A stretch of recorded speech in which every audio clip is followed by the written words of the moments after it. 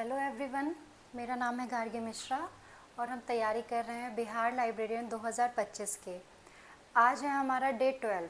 Day 11 में हमने पढ़ा था रेफरेंस सोर्सेज एंड सर्विसेज के बारे में, जिसमें हमने प्रलेखीय स्रोत के विभिन्न प्रकारों के बारे में जानकारी प्राप्त की थी। और अब हम चलते हैं अप्रलेखीय स्रोतों की तरफ। तो शुरू करते हैं अपना विषय। विभिन्न प्रकार के अप्रलेखीय स्रोत, नॉन डॉक्यूमेंट्री सोर्सेज। अप्रलेखीय स्रोत, अप्रलेखीय स्रोत से क्या समझ रहे हैं? ऐसे स्रोत जो लिखित रूप में ना हो। प्रलेख मतलब होता है जो लिखित फॉर्म में हो, लेकिन अप्रलेखीय का अर्थ जो कि लिखित फॉर्म में नहीं हो, फिजिकल फॉर्म में नहीं हो, वो अप्रलेखीय स्रोत कहलाता है, जो रिटन फॉर्म में नहीं हो। ठीक है। और ऐसे भी कह सकते हैं कि सूचना के वो स्रोत जो सूचना के परंपरागत रूप में नहीं होते, लिखित या मुद्रित फॉर्म में नहीं होते हैं, वो अप्रलेखीय स्रोत कहलाते हैं। और अप्रलेखीय स्रोत को भी हम विभिन्न भागों में विभाजित करते हैं, जिनमें से सबसे फर्स्ट है संस्थागत स्रोत। संस्थागत स्रोत, ठीक है। संस्थागत स्रोत वो होते हैं जो सूचना को उत्पादित करते हैं, यानी सूचना प्रोड्यूस करते हैं, सूचना को संग्रहित करते हैं, यानी कलेक्ट करके रखते हैं सूचना को, उसे हम कहते हैं संस्थागत स्रोत, अप्रलेखीय स्रोत। एक पुस्तकालय भी एक प्रकार का अप्रलेखीय स्रोत है, क्योंकि वो सूचना को उत्पादित कर रहा है, सूचना को संग्रहित करके रख रहा है, तो वह भी एक प्रकार का संस्थागत स्रोत है। इसके एग्जाम्पल लिखिएगा। प्रलेखन केंद्र, प्रलेखन केंद्र जिसे हम डॉक्यूमेंटेशन सेंटर भी बोलते हैं, प्रलेखन केंद्र, डॉक्यूमेंटेशन सेंटर। सूचना केंद्र जिसे हम इंफॉर्मेशन सेंटर भी बोलते हैं, सूचना केंद्र। एग्जाम्पल है संस्थागत स्रोतों के प्रलेखन केंद्र, सूचना केंद्र, सूचना विश्लेषण केंद्र, सूचना विश्लेषण केंद्र जिसे बोलेंगे इंफॉर्मेशन एनालिसिस सेंटर। इंफॉर्मेशन जहां पे एनालाइज होता है वो सूचना विश्लेषण केंद्र कहलाता है, सूचना विश्लेषण केंद्र। डाटा सेंटर, इसको हम इंग्लिश में डेटा सेंटर बोलेंगे, डाटा सेंटर जहां पे डाटा संग्रहित होने का कार्य होता है। संदर्भ केंद्र, संदर्भ केंद्र, रेफरेंस सेंटर आदि। ठीक है। तो ये क्या है? संस्थागत। सबसे पहले तो हमने जाना कि पहले हमने प्रलेखीय स्रोतों को देखा था कि प्रलेखीय स्रोत जो है वो कितने प्रकार के होते हैं। तो हेंसन और ग्रेगन ने उसे 3 भागों में विभाजित किया था, प्राथमिक स्रोत, द्वितीयक स्रोत और तृतीयक स्रोत। अगर मैंने कल टेक्स्ट बुक्स को ना तृतीयक स्रोत में अगर गलती से लिखवा दिया हो तो आप उसे द्वितीयक स्रोत में रखिएगा, टेक्स्ट बुक्स को। ठीक है। मुझे याद नहीं कि मैंने उसे सेकंड में लिखवाया था या थर्ड में, तो टेक्स्ट बुक हमेशा दूसरे द्वितीयक स्रोत में आते हैं। ठीक है। और उसके बाद रंगनाथन जी ने कितने फॉर्म में बांटा था? 4 फॉर्म में बांटा था। Documentary, neo documentary, sorry conventional, neo conventional, और उसके बाद था नॉन कन्वेंशनल और एक मेटा डॉक्यूमेंट्स था, जो कि 4 पार्ट्स में डिवाइडेड था। ठीक है। अप्रलेखीय अब हम देख रहे हैं नॉन डॉक्यूमेंटेड स्रोत। वो क्या है? जैसा कि मैं पहले बता चुकी हूँ कि अप्रलेखीय वो हैं जो लिखित या मुद्रित स्वरूप में नहीं होते हैं। तो जो और उसका जो फर्स्ट प्रकार है वो है संस्थागत स्रोत, इंस्टीट्यूशनल सेंटर्स। तो जिसमें है प्रलेखन केंद्र, सूचना केंद्र, सूचना विश्लेषण केंद्र, डेटा सेंटर, संदर्भ केंद्र आदि। ठीक है। आगे बढ़ते हैं। जो सेकंड है इसका वो है विश्वविद्यालय, विश्वविद्यालय, यूनिवर्सिटीज। ठीक है। अब यूनिवर्सिटीज, आप लोग तो हमेशा से समझते हैं कि यूनिवर्सिटीज में सिर्फ पढ़ाई होती है। हाँ बिल्कुल, यूनिवर्सिटीज में सिर्फ पढ़ाई होती है, लेकिन साथ साथ वहाँ क्या होता है ना कि जो अप्रलेखीय स्रोत का भी यह एक प्रकार है, क्योंकि यहाँ पे भी एक तरह से डेटा जो है वो उत्पादित होता है, उसको संग्रहित किया जाता है। तो विश्वविद्यालय भी हमारा एक तरह से नॉन डॉक्यूमेंट्री सोर्स का एग्जाम्पल है। ठीक है। क्योंकि केवल यहाँ पे बच्चे पढ़ाई नहीं करते हैं, वो जब पीएचडी वगैरह करते हैं, रिसर्च वर्क करते हैं, तो अपना थीसिस वगैरह वो जमा करते हैं यहाँ पे। तो यह भी एक प्रकार से अप्रलेखीय स्रोत का ही काम करता है। ठीक है, अप्रलेखीय स्रोत का ही काम करता है। विश्वविद्यालय जान गए आप। तीसरा है सरकारी संस्थान। सरकारी संस्थान, अब सरकारी संस्थान देखिए, सरकारी संस्थान सरकारी कार्य तो करते हैं, और उसके सरकारी कार्य में और क्या आता है, रिपोर्ट पब्लिश करना, प्रोसीडिंग्स वगैरह बनवाना। ठीक है, तो विभाग में सूचनाओं का प्रकाशन होता है मंत्रालयों द्वारा, सूचनाओं का प्रकाशन, रिपोर्ट आती है, विभिन्न विभागों की रिपोर्ट आती है, आप देखते होंगे, रिपोर्ट, कार्यवाही जिसे हम प्रोसीडिंग्स कहते हैं, कार्यवाही आदि, इससे आदि बनाया जाता है। जैसे सेंसस ऑफ इंडिया, एग्जाम्पल देखिए, सेंसस ऑफ इंडिया, यह भी एक प्रकार की रिपोर्ट है जो सरकारी संस्थान द्वारा ही बाहर आती है, सरकारी संस्थान द्वारा ही पब्लिश की जाती है। Census of India, economic survey आप ले लीजिए, या किसी भी तरह का रिपोर्ट ले लीजिए, गवर्नमेंट के किसी भी डिपार्टमेंट से, लघु जल संसाधन, जल संसाधन, किसी भी विभाग के, सामान्य प्रशासन, किसी भी विभाग का जो रिपोर्ट है वो सरकारी संस्थान से ही, उस डिपार्टमेंट से ही निकलते हैं। नेक्स्ट वन इज सम्मेलन, कॉन्फ्रेंस, सम्मेलन, किसी भी विषय पर एक अमुक विषय दे दिया जाता है, एक टॉपिक चूज कर लिया जाता है, और उस पर जो उस विषय से रिलेटेड विद्वान होते हैं, जो उस विषय में इंटरेस्ट रखते हैं, वो लोग आपस में एक जगह जुड़ते हैं। ठीक है, और वहाँ पे उन चीज़ों पर नई नई बातें उभर कर आती है, और वो होता है सम्मेलन, कॉन्फ्रेंस कहलाता है। यह भी एक अप्रलेखीय स्रोत के रूप में ही काम करता है, क्योंकि यहाँ पे भी सूचना जो है वो उत्पादित हो रही है या फिर संग्रहित हो रही है। तो नेक्स्ट वन इज सम्मेलन, सम्मेलन भी अप्रलेखीय स्रोत का एक उदाहरण है।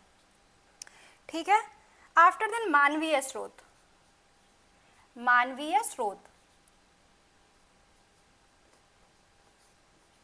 आपने पढ़ा होगा मानव सभ्यता जब से शुरू हुई है तब से आज तक मानवीय स्रोत जो है वो अप्रलेखीय स्रोत का कार्य कर रहे हैं। अब देखिए कैसे, शुरू से ही जब भाषा बनी भी नहीं थी, तब सांकेतिक रूप से चिल्लाकर, नाचकर, गाकर, या फिर पत्थरों पे विभिन्न तरह का क्या होता था ना, मानव का अपना संवेदनाओं का और सूचनाओं का आदान प्रदान करने का एक तरीका होता था। ठीक है, तो मानवीय स्रोत जो है वो सूचनाओं का ट्रांसफर करते आ रहे हैं। आपने सुना होगा कि पहले जो गुरुकुल सिस्टम था, वहाँ पे रट के मतलब गुरु जो थे वो मौखिक रूप से रटवाते थे बच्चों को कोई भी चीज़।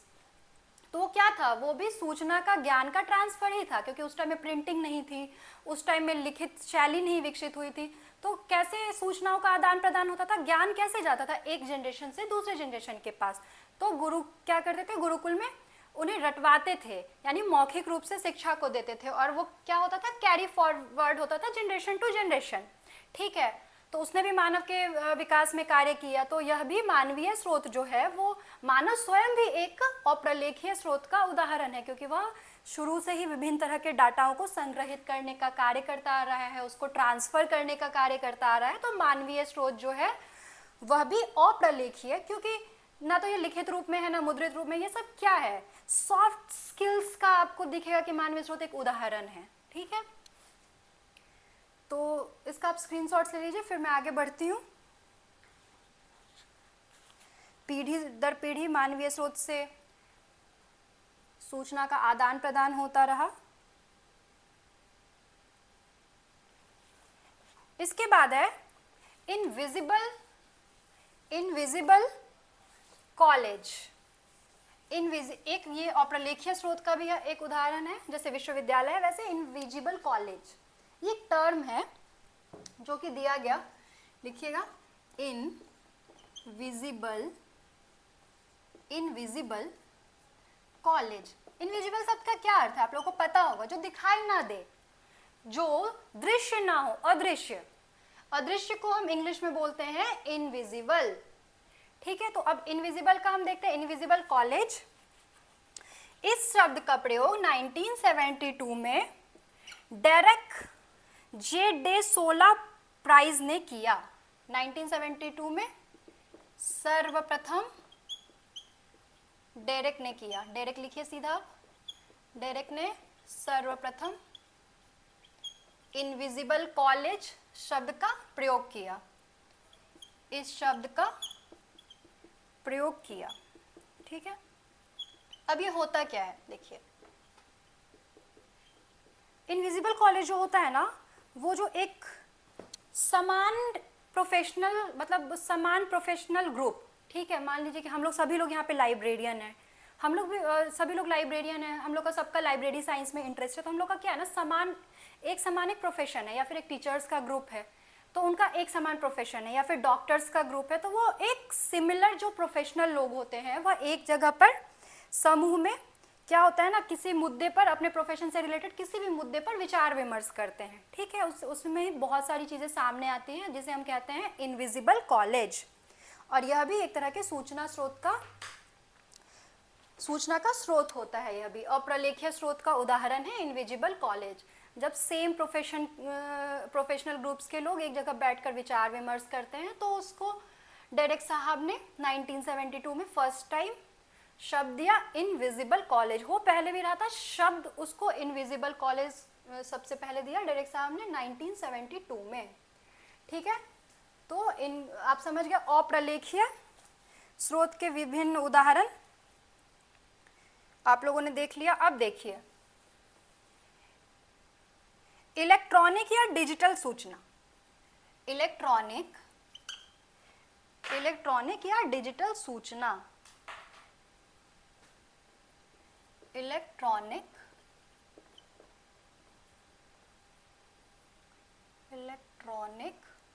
या डिजिटल सूचना। सब आप लोग इस चीज को जान रहे होंगे, बुक से ज्यादा तो आजकल लोग इलेक्ट्रॉनिक सूचना ही देख रहे हैं।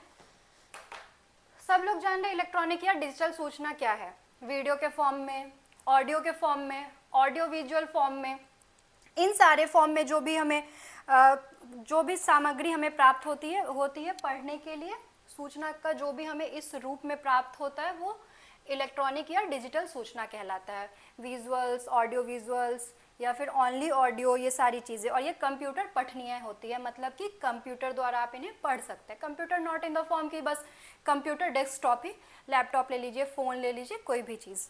ठीक है, टैब ले लीजिए, आजकल तो किंडल पे बुक उपलब्ध है, तो वो क्या कहलाती है, इलेक्ट्रॉनिक या डिजिटल सूचना। इसका एग्जाम्पल आप लिखते जाइए। सीडी रोम वगैरह है, लेकिन अब तो वो हट गया, लेकिन फिर भी लिख लीजिए। ऑडियोज, वीडियोज, ऑडियो विजुअल बोलते हैं जिसमें ऑडियो वीडियो दोनों हो, उसको ऑडियो विजुअल बोलते हैं, श्रव्य दृश्य। Okay, videos, audio visual, CD ROM, hard disk,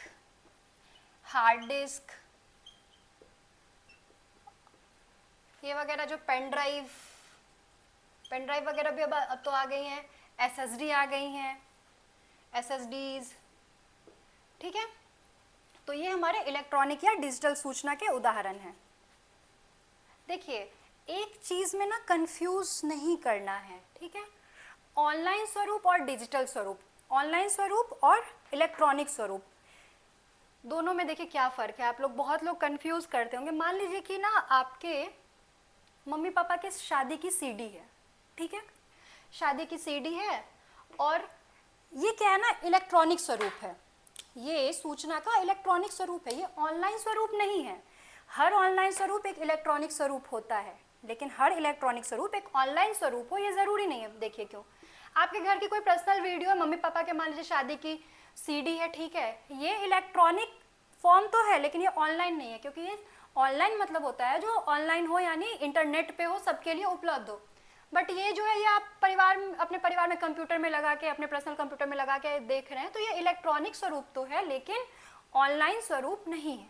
ठीक है, ऑनलाइन क्या है, जैसे मैं अभी आपको पढ़ा रही हूँ, ये क्या है, ये ऑनलाइन स्वरूप है सूचना का, क्योंकि ये इंटरनेट पे उपलब्ध है, इसको सब एक्सेस कर सकते हैं, तो ये क्या है, ऑनलाइन स्वरूप है। ठीक है, ये जब मैं वीडियो बना रही हूँ और अपने फ़ोन तक रखती हूँ तब तक वो डिजिटल या इलेक्ट्रॉनिक स्वरूप होता है, लेकिन जब मैं इसे इंटरनेट पे www पे मैं इसे पब्लिश कर रही हूँ, डाल रही हूँ, तब वो क्या हो जाता है, तब वो ऑनलाइन स्वरूप हो जाता है। ठीक है, तो इसमें कंफ्यूज नहीं होना है डिजिटल, इलेक्ट्रॉनिक और ऑनलाइन में। इतना डिटेल में नहीं पूछा जाएगा, बस ये आपके संदर्भ के लिए कि आपको कंफ्यूजन नहीं हो, दोनों एक से नहीं लगे, इसलिए मैंने बताया है। ठीक है, तो इसको हम लोग बोलते हैं ऑनलाइन, ऑनलाइन स्वरूप, ऑनलाइन, ऑनलाइन स्वरूप तो आप लोग समझ गए होंगे। यह HTML भाषा में, HTML लैंग्वेज का एक फॉर्म है, इंटरनेट पे हम लोग HTML भाषा में लिखते हैं, याद रखिएगा, लिखे होते हैं वह इंटरनेट पर उपलब्ध होते हैं, इंटरनेट पर उपलब्ध होते हैं। ठीक है, तो ये क्या हो गया, ऑनलाइन स्वरूप हो गया। और हैरानी की बात नहीं है कि आने वाले समय में जो AI का युग आ रहा है, जो भी युग आ रहा है, हमारे पास सिर्फ ऑनलाइन ही बचने वाला है सूचना का स्वरूप। ठीक है, आने वाले दिनों में आपको ऑनलाइन स्वरूप ही सबसे ज़्यादा दिखेगा। आज के डेट में आपको टेक्स्ट वगैरह भी दिखते हैं, लेकिन आने वाले जो अभी के मतलब जो अभी की स्थिति है वो ऑनलाइन स्वरूप ही हमें ज़्यादा देखने को मिलेगा। ठीक है, फिर होता है ना डाटाबेस। डेटाबेस, डेटाबेस क्या होता है ना कि हम विभिन्न तरह के डाटाओं का ना, डेटाबेस क्या होता है ना कि इस सबसे बड़ा इसका है कि विभिन्न तरह के डाटा को ना हम लोग अरेंज करके रखते हैं। ठीक है, आपके स्कूल में जो आपकी अटेंडेंस बनाई जाती थी वह भी एक डेटाबेस था। ठीक है, बच्चों का नाम, उनके जैसे कि एक रजिस्टर बना लिया, बच्चों का नाम, उनके पिता का नाम, उनका एड्रेस, वो भी डेटाबेस है। टेलीफोन की जो डायरेक्टरीज होती थी वो भी एक तरह का डेटाबेस था। लाइब्रेरी में जो आप बुक एक्सेशन करेंगे वह भी एक प्रकार का डेटाबेस है। ठीक है, मतलब एक समान तरह की सूचनाओं को जब हम एक स्थान पर रखते हैं तो वो क्या हो जाता है, डाटाबेस, उसको हम कहते हैं, डेटाबेस कहते हैं। ठीक है, और उसको क्यों किया जाता है, संबंधित क्षेत्र को संग्रहित किया जाता है ताकि हम उसको इजीली एक्सेस कर सकें, उसको अद्यतन कर सकें। यानी चलो उसमें एक जगह पे डेटा है, अच्छा इसमें क्या हो, जैसे मंत्रियों का नाम कि कौन से विभाग के कौन से मंत्री, हमने इसका एक डेटा बना लिया। ठीक है, अब जैसे कोई चेंज हुआ, हमने फटाफट से उनका नाम बदल के उसमें अपडेट कर दिया। ठीक है, तो क्या हुआ, हम उसको अद्यतन भी कर पाए और एक जगह पर हमें सारी सूचनाएं एकत्रित मिल भी गई, तो वो क्या कहलाता है, डेटाबेस। पुनर्प्राप्ति में सबसे ज़्यादा ये यूज़फुल होता है, हम तुरंत पुनर्प्राप्ति मतलब तो रिट्रीव कर सकते हैं। यानी कि अगर हमें कोई सूचना चाहिए तो वो पहले से, जैसे क्या, कैसे हम घर में कोई सामान रखते हैं, ठीक है, और हम अपने मेमोरी में याद रखते हैं कि अच्छा ये मसाले इस तरफ हैं, ठीक है, कप इस तरफ है, और मतलब हर तरह के भी सामान, कपड़ों का ये जगह है, तो जैसे ही हमें ज़रूरत पड़ती है हम रिट्रीव कर पाते हैं, पुनर्प्राप्ति कर पाते हैं कि वो ऑलरेडी रखे हुए हैं वो चीज़, लेकिन हम क्या कर रहे हैं, समय आने पर हम उसे तुरंत ले लेते हैं। वही चीज़ है डेटाबेस, कि इसे हमने ऑलरेडी डेटाबेस बना रखा है, हमें जब भी ज़रूरत पड़ती है हम जाके तुरंत वहाँ से चीज़ों को उठा लेते हैं, तो वो कहलाता है डेटाबेस। चलिए आगे बढ़ते हैं। ये तीन चीज़ें आपने देख ली, इलेक्ट्रॉनिक या डिजिटल सूचना, ये भी अप्रलेखीय स्रोत के ही उदाहरण है, ऑनलाइन स्वरूप और डेटाबेस। ओके, आगे बढ़ते हैं।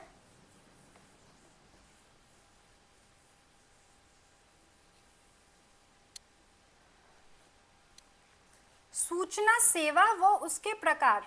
अभी तक हम पढ़ रहे थे इंफॉर्मेशन सोर्सेस, यानी सूचना कहाँ से प्राप्त होती है, सूचना कहाँ से प्राप्त होती है यह हम पढ़ रहे थे। अब क्या है, इंफॉर्मेशन सर्विसेज की सूचना सेवा क्या है, अब हम ये पढ़ेंगे।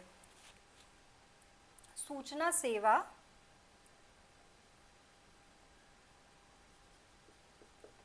एवं इसके प्रकार।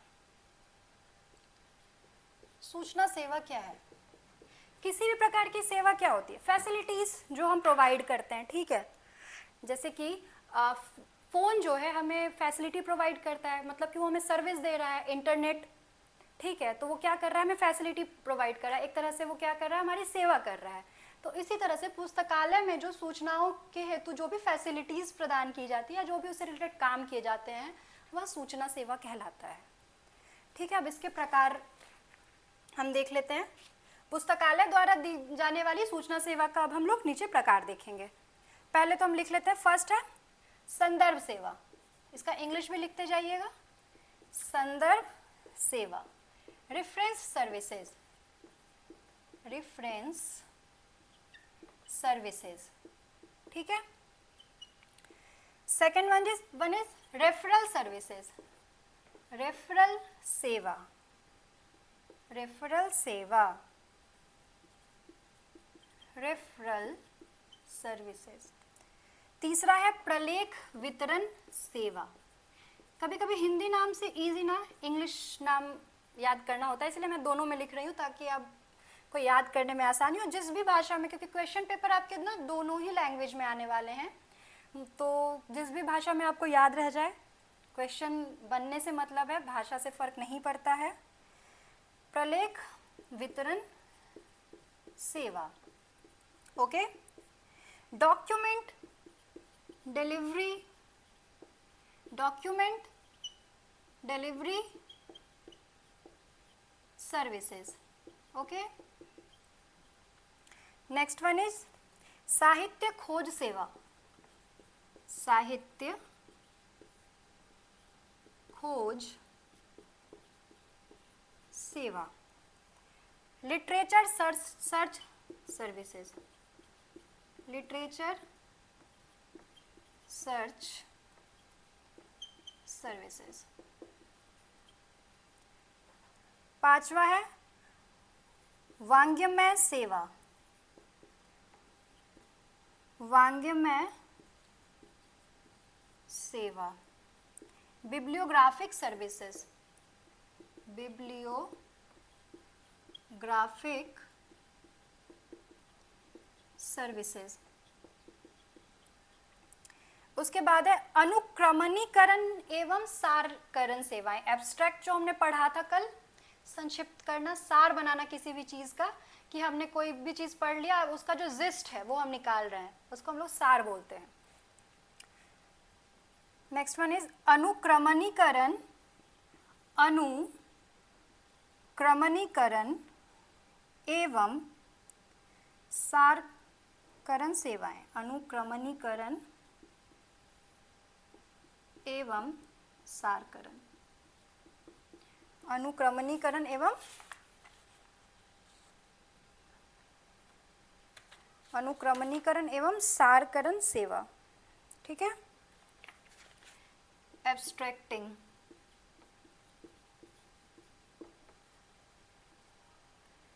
प्रतिलिपिकरण, प्रतिलिपि मतलब किसी चीज की नकल,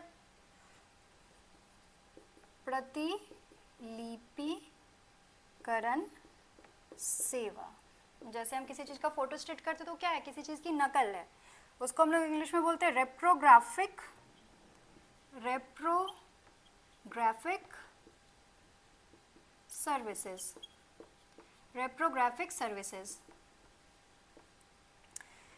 नेक्स्ट वन इज अनुवाद सेवा, अनुवाद सेवा यानी कि translation services, translation services.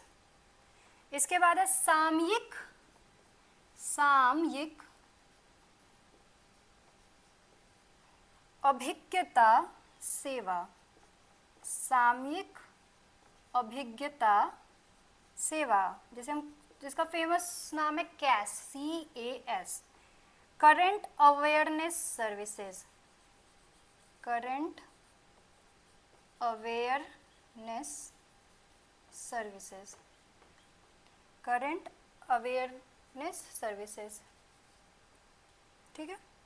Next one is, मैं ऊपर लिख देती हूँ, 8th है चयनात्मक, चयनात्मक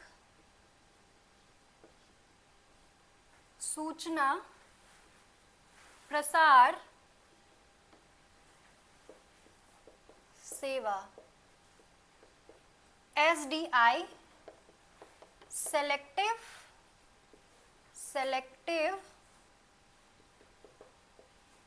dissemination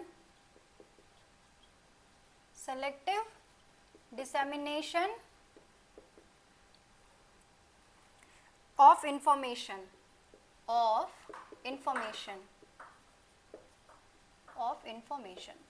यह 8 प्रकार की सूचना सेवा के प्रकार हैं।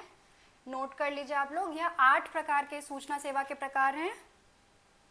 संदर्भ सेवा, रेफरल, प्रलेख वितरण सेवा, साहित्य खोज सेवा, वांग्मय सेवा, अनुक्रमणीकरण और सारीकरण, प्रतिलिपिकरण सेवा, अनुवाद सेवा, सामयिक अभिज्ञता सेवा, चयनात्मक सूचना प्रसार सेवा।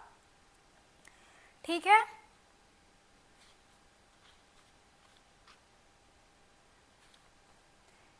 ठीक है, स्क्रीनशॉट्स लीजिए फटाफट से। तो हम लोग चलिए बढ़ते हैं एक एक करके सबकी तरफ। सबसे पहले हम देखेंगे संदर्भ सेवा। ओके, सबसे पहले हम देखते हैं संदर्भ सेवा।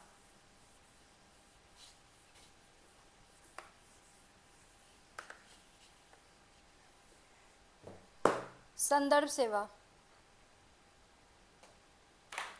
दो वस्तुओं के बीच संपर्क स्थापित करने के लिए जो सेवा दी जाती है उसको हम लोग कहते हैं संदर्भ सेवा। दो वस्तुओं के बीच संपर्क स्थापित करने के लिए जो सेवा दी जाती है उसे हम कहते हैं संदर्भ सेवा। पुस्तकालय में दो वस्तु क्या है, एक तो है हमारी पुस्तक, ओके, और एक है हमारा पाठक। ये दो वस्तुएं हैं पुस्तकालय में। पुस्तकालय में संदर्भ सेवा का क्या अर्थ होगा? संदर्भ सेवा का डेफिनेशन है कि दो वस्तुओं के बीच संपर्क स्थापित करने के लिए जो सेवा दी जाती है उसे हम कहते हैं संदर्भ सेवा। पुस्तकालय में पुस्तकालय में दो चीजें हैं, पुस्तक और पाठक।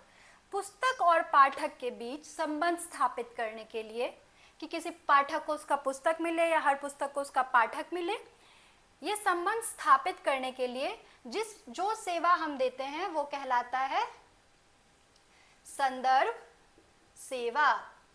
वह सेवा क्या कहलाती है? संदर्भ सेवा। बहुत भारी कोई चीज नहीं, संदर्भ सेवा एक बहुत हवा रहता है लाइब्रेरी साइंस में कि रेफरेंस सर्विसेज क्या होता है।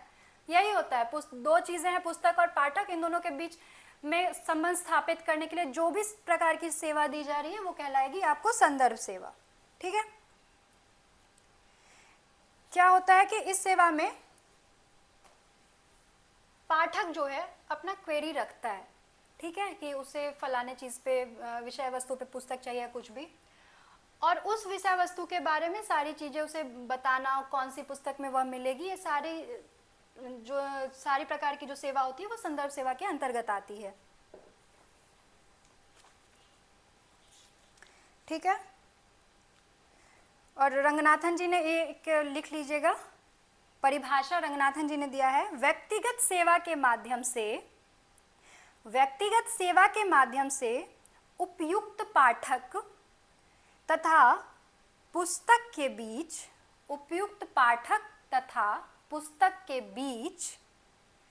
उपयुक्त समय पर उपयुक्त माध्यम द्वारा संपर्क स्थापित कराना संदर्भ सेवा है। Contact between the right reader and right book at the right time and in the right personal way। ठीक है, कोई दिक्कत?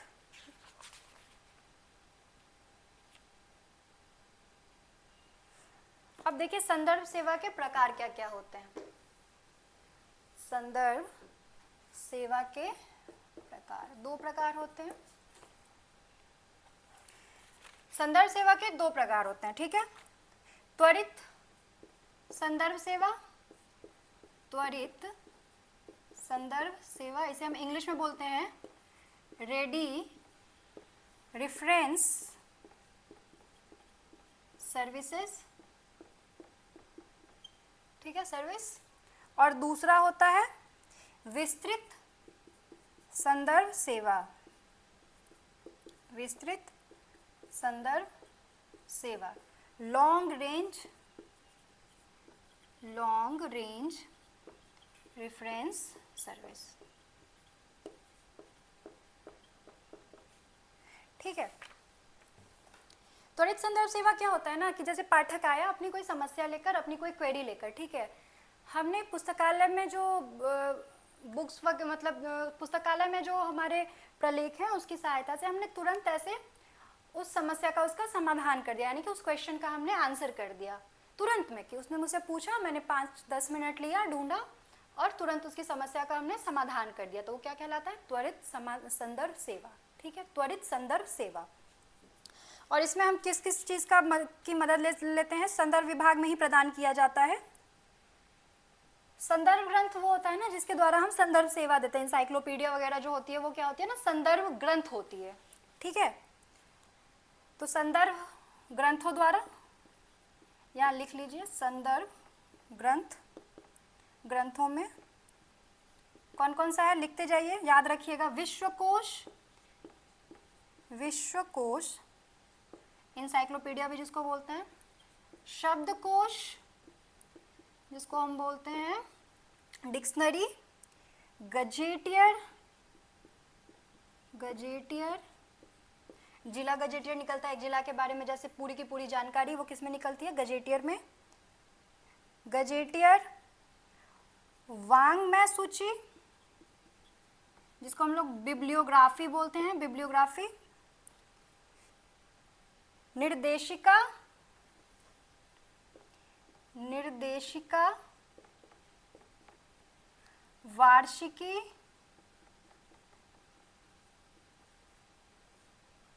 निर्देशिका को डायरेक्टरीज बोलते हैं और वार्षिकी को ईयर बुक्स बोलते हैं। जीवन चरित, इसको बायोग्राफी हम लोग बोलते हैं, जीवन चरित आदि। ये सब क्या है? ये सब संदर्भ ग्रंथ हैं।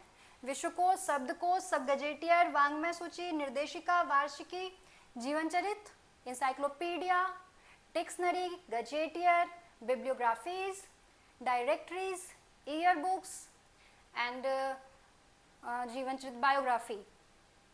ठीक है, ये संदर्भ ग्रंथ होते हैं। तो हम इन संदर्भ ग्रंथों की सहायता से पाठक का तुरंत में हम उनके क्वेश्चंस का आंसर करते हैं, तो वो क्या कहलाता है?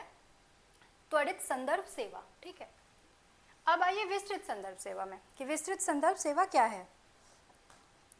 क्या होता है कि गहन संदर्भ सेवा जो होती है, विस्तृत संदर्भ सेवा, लॉन्ग रेंज रेफरेंस, उसमें पाठक का तुरंत क्वेरी नहीं सॉल्व होता। कुछ जैसे कि मान लीजिए कि आपसे अगर किसी ने पूछा कि इंडिया के प्राइम मिनिस्टर कौन है, आपको नहीं पता है मान लीजिए, तो आप गए और तुरंत वो बुक संदर्भ ग्रंथों में देखा हु इज़ हु, और आपने तुरंत बता दिया कि अच्छा नरेंद्र मोदी जी इंडिया के प्राइम मिनिस्टर, तो ये रेडी रेफरेंस सर्विस हो गया।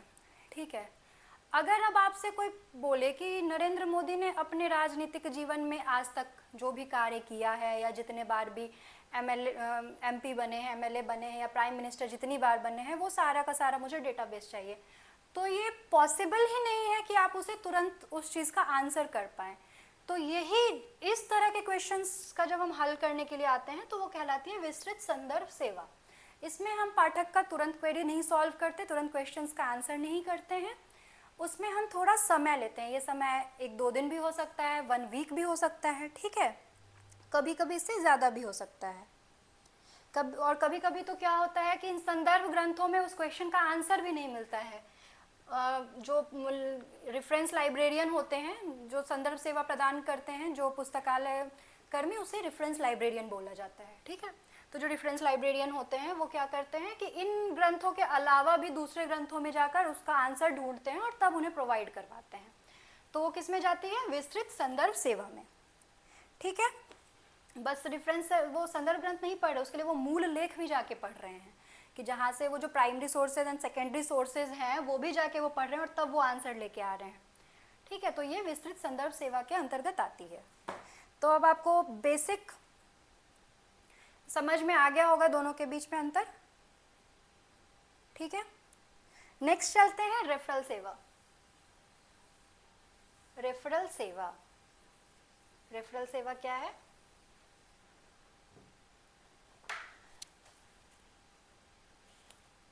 रेफरल सेवा, यह भी एक संदर्भ सेवा का ही रूप है, लेकिन इसमें संदर्भ ग्रंथ जो मैंने आपको लिखवाया उससे आंसर नहीं करके पाठक जो भी चीज़ पूछता है उसको हम उससे रिलेटेड बुक उसको हम रेफर करते हैं कि अच्छा आपको ये जो जानकारी है इस पुस्तक में मिल सकती है, तो ये क्या कहलाती है, रेफरल सेवा। संदर्भ सेवा में हम क्या कह रहे थे, जो संदर्भ ग्रंथ है उससे हम जानकारी उनको लेकर दे रहे थे। रेफरल सेवा में हम क्या कर रहे हैं कि जो जानकारी उनको चाहिए उनको हम उस अभिष्ट बुक का के बारे में बता रहे हैं कि अच्छा आपको अगर इस तरह की जानकारी चाहिए तो आप फलाने किताब में जाके देखिए। ठीक है, मान लीजिए कि किसी ने आके पूछा आपसे कि किसी फ्रीडम फाइटर का नाम लिया और कहा कि ये हमें कहाँ मिलेगा, तो आप भारत के स्वतंत्रता सेनानी नामक कोई किताब है, तो आप उनको बताओगे कि अच्छा अगर आपको इनके बारे में जानना है तो आप ऐसा करिए, भारत के स्वतंत्रता सेनानी किताब है, आप इसे पढ़िए, आपको जानकारी मिलेगी। तो हम क्या कर रहे हैं, उस पाठक को हम उस पुस्तक की तरफ रेफर कर रहे हैं, तो ये क्या कहलाती है, रेफरल सेवा। ठीक है, आगे बढ़ते हैं। प्रलेखन, डॉक्यूमेंटेशन। ठीक है, प्रलेखन डॉक्यूमेंटेशन जिसको हम बोलते हैं, प्रलेखन डॉक्यूमेंटेशन मतलब किसी भी चीज को डॉक्यूमेंटेड करना, लिखित रूप में रख लेना। और लिखित रूप से मतलब है कि उसका जो भी आजकल फॉर्म है, चाहे वो डिजिटल फॉर्म हो, ऑनलाइन फॉर्म हो, किसी भी प्रकार के फॉर्म में उसको रखना, ये हम क्या कहलाता है, हमारा डॉक्यूमेंटेशन। ठीक है, अंग्रेजी भाषा में जो सबसे फर्स्ट डॉक्यूमेंटेशन शब्द का यूज है, प्रथम प्रयोग इस शब्द का, प्रलेखन शब्द का प्रथम प्रयोग पॉल ऑटलेट, नाम याद रखिएगा, पॉल ऑटलेट द्वारा किया गया था। अंतर्राष्ट्रीय आर्थिक सम्मेलन में जो प्रलेखों का एकत्रीकरण, प्रस्तुतिकरण, आदान प्रदान, जितनी भी तरह की चीजें थी उसके लिए पॉल ऑटलेट साहब ने उसे एक शब्द दिया, प्रलेखन। ठीक है, अंतर्राष्ट्रीय आर्थिक सम्मेलन में प्रलेखों के एकत्रीकरण, प्रस्तुतिकरण, संग्रहण, पुनर्प्राप्ति आदि के लिए एक साथ ही पॉल ऑटलेट साहब ने उसका नाम दिया डॉक्यूमेंटेशन। ठीक है, प्रलेखन। और 1934 में इनकी एक बुक आती है, 1934 में इनकी एक प्रथम पुस्तक आती है पॉल ऑटलेट साहब की, जिसका नाम था ट्रेटे द डॉक्यूमेंटेशन, ट्रेटे द डॉक्यूमेंटेशन। ठीक है, इन्हीं की ये किताब है 1934 में। यह भी क्या है, सूचना सेवा का ही एक रूप है। ठीक है, मुद्रित रूप में मान लीजिए, ऑनलाइन रूप में मान लीजिए, डिजिटल रूप में मान लीजिए, जिस भी रूप में, यह भी एक सूचना सेवा का ही रूप है। ठीक है, इसे मैं हटा रही हूँ। इसके बाद एक पुस्तक आई थी एस.सी. ब्रैडफोर्ड की, एस.सी. ब्रैडफोर्ड, जिस पुस्तक का नाम था डॉक्यूमेंटेशन। नाम ही था इस पुस्तक का डॉक्यूमेंटेशन, और ये कब आई थी, 1948 में। ठीक है, और इन्होंने क्या किया था, ये सबसे पहले विद्वान थे जिन्होंने प्रलेखन और पुस्तकालय विज्ञान दोनों के संबंध का अध्ययन किया था। इसीलिए ये हमारे लिए इम्पोर्टेंट हो जाती है कि एस.सी. ब्रैडफोर्ड साहब पहले ऐसे व्यक्ति थे जिन्होंने प्रलेखन और पुस्तकालय विज्ञान के संबंध के बारे में, यानी कि परस्परता के बारे में अध्ययन किया था। ठीक है, प्रलेखन 1948 में किताब आई थी इनकी, डॉक्यूमेंटेशन। ओके,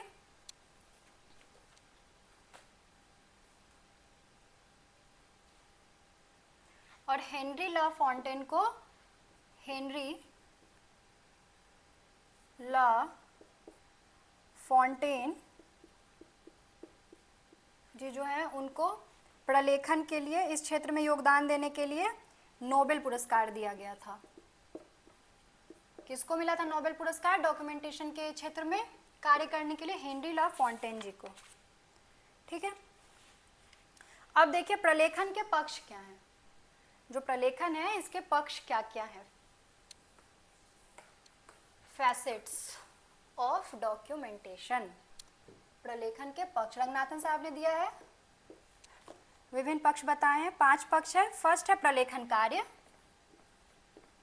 प्रलेखन कार्य। सेकंड है प्रलेखन सेवा, रंगनाथन जी द्वारा दिया गया है ये 5 प्रकार, प्रलेखन सेवा। तीसरा है सारकरण सेवा, सारकरण सेवा। प्रतिलिपिकरण सेवा, प्रतिलिपिकरण सेवा। और 5वां है अनुवाद सेवा। ठीक है, अनुवाद सेवा। फटाफट से लिखिएगा, 5 सेवा, 5 प्रकार जो है उसे लिख लीजिएगा। ठीक है, आगे चलते हैं। देखिए, पहला प्रलेखन कार्य क्या है? डॉक्यूमेंटेशन से रिलेटेड जो भी काम होते हैं, चाहे अभिलेखों का संकलन हो, यानी कि एकत्रित करने का काम हो, ठीक है, या फिर उसका लाइब्रेरी में जो होता है डॉक्यूमेंटेशन वगैरह, उनसे रिलेटेड काम हो सारे के सारे। उसको इंग्लिश में क्लासिफिकेशन को क्या कहते हैं हिंदी में? वर्गीकरण। ठीक है, वर्गीकरण का काम हो, वितरण का काम हो, जो भी उससे प्रलेखन से रिलेटेड काम है वो क्या कहलाता है? प्रलेखन कार्य कहलाता है। कि हम उसको इकट्ठा कर रहे हैं, हम उसका वर्गीकरण कर रहे हैं, ठीक है, स्टैक पे जाके हम उसको रख रहे हैं, उसकी पुनर्प्राप्ति कर रहे हैं, वो सारा प्रलेखन काम में आता है। ये हो जाता है प्रलेखन कार्य। उसके बाद है प्रलेखन सेवा, पाठक तक उसको पहुंचाने के लिए हम जो भी प्रकार की सेवा देते हैं उससे रिलेटेड वो कहलाती है प्रलेखन सेवा। डॉक्यूमेंटेशन से रिलेटेड जो भी उपयोगकर्ता को दी जाती है सेवाएं उसे हम कहते हैं प्रलेखन सेवा। यहाँ से इंपॉर्टेंट है सारकरण सेवा क्या क्या होता है, इसको हम एब्स्ट्रैक्टिंग बोलते हैं। आपको याद होगा आप लोग कोई कहानी पढ़ते थे और बाद में कि इस कहानी से का सारांश क्या था, बचपन में आप लोग लिखते होंगे, वही सारांश वही सारकरण है। कि कोई भी एक लेख को पढ़ के या फिर किसी भी चीज़ को पढ़ के और आप उसका क्या सार है उसको निचोड़ते हैं अपने शब्दों में, वो क्या कहलाता है? सारकरण सेवा कहलाता है। ठीक है, फिर है प्रतिलिपिकरण सेवा। प्रतिलिपिकरण मतलब होता है रेप्रोग्राफी, यानी कि उसकी नकल। कि अगर कोई पुस्तक उपलब्ध है, ठीक है, और उसका किसी पाठक को वो अपनी चाहिए तो हम क्या करते हैं? उसको फोटोकॉपी दे देते हैं। आजकल तो हम मोबाइल में फ़ोटोज़ लेके दे देते हैं, या उसको हम स्कैन करके दे देते हैं, या फिर हम पहले होता था कि खुद से लिख के देते थे वो सारी चीज़ें। तो वो सारी चीज़ें क्या थी? उसको उस पाठ्य सामग्री की नकल करके उस प्रलेख को प्रतिलिपि करके हम पाठक को प्रोवाइड करते थे, तो वो कहलाती थी प्रतिलिपिकरण सेवा। पुस्तकालय में यह सेवा भी देते हैं जो पुस्तकालय कर्मी होते हैं, सारकरण की सेवा देते हैं, एब्स्ट्रैक्टिंग करके वो देते हैं। और अनुवाद सेवा, ट्रांसलेशन। क्या होता है ना कि बहुत सारी ऐसी पुस्तकें हैं जो मान लीजिए इंग्लिश में उपलब्ध है और किसी पाठक को वो हिंदी में चाहिए, तो क्या होता है? एक अनुवाद सेवा भी पुस्तकालय में दिया जाता है, जिसमें हम उस डिफरेंट लैंग्वेज से जो पाठक को समझ में आए उस लैंग्वेज में उनको अनुवाद करके देते हैं। तो यह भी प्रलेखन के ही पक्ष में अनुवाद सेवा, प्रतिलिपिकरण सेवा और सारकरण सेवा, ये सारी चीज़ें थी। समझ गए होंगे आप लोग? चलिए, आज की कक्षा में हमने प्रलेखन के पक्ष तक को देखा है। आज की कक्षा को हम यही समाप्त करते हैं। आशा करती हूँ कि आज की कक्षा आपको समझ में आई होगी। अगर किसी भी प्रकार का डाउट हो इस क्लास से रिलेटेड तो आप कमेंट्स में पूछ सकते हैं। धन्यवाद।